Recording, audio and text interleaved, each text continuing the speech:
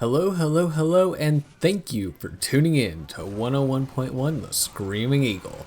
I'm your host Dexony, back from the dead, and today we're going to be taking a look back at this year in Team Fortress 2. From the community, we have tons of awesome events and fundraisers for various charities, like the ever classic Tip of the Hats and the ever enjoyable Blat Bash. From the competitive side, we've had some great events in I-65 and Copenhagen LAN, that, alongside many others, have been a pleasure to view. However, on Valve's side of things, not a whole lot has been happening.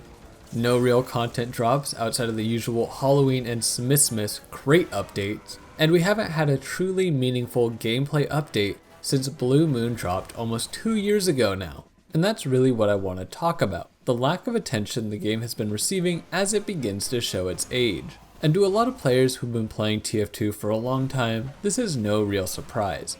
Over the years, the game has been receiving less and less attention from Valve, and now that they look like they're no longer just messing around with VR and actually making games again, a lot of attention has shifted away from our favorite class-based shooter. The biggest official event this year was Valve royally screwing something up and causing what has now been dubbed the Crate Depression. While I understand that Valve is a huge company with much more important things to work on and worry about than a game that they released over 12 years ago now, they should really tell the community what's up. While Valve and the Team Fortress team have been historically tight-lipped, it should not be hard to simply write out a post informing the community on what to expect going forward.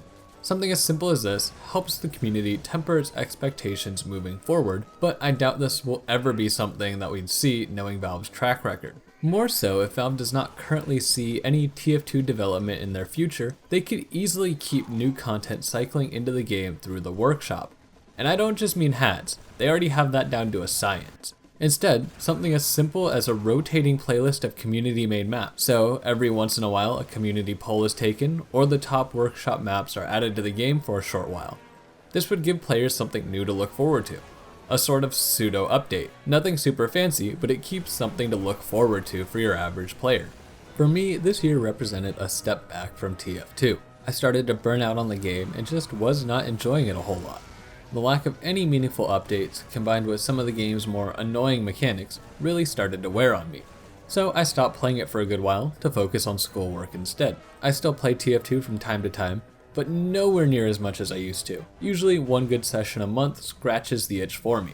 I've been playing a lot of other games in my free time now. Lately, it's been Destiny 2, but games like Dauntless, Felix the Reaper, and Valkyria Chronicles have all been awesome as well, and now whenever I do get the urge to go back and play some TF2, it's a fresh experience. At the end of the day though, TF2 is still an amazing game, and no other game will be able to capture what it is that makes it so special. I mean, very few games can last as long as Team Fortress has, and I don't see the game going anywhere anytime soon. But with the developers stepping away from the game, players have to come to terms and realize that the state of the game we have right now is more than likely the state it will be in for a long time. TF2 is truly lucky to have such an amazing and dedicated community that will probably keep it going for the long run. And this is all just something I wanted to get off my chest for a while now. If you have any thoughts on this past year in TF2, shout it from the rooftops, or just put it in the comments down below. I hope that you had an amazing year and that 2020 will be even better.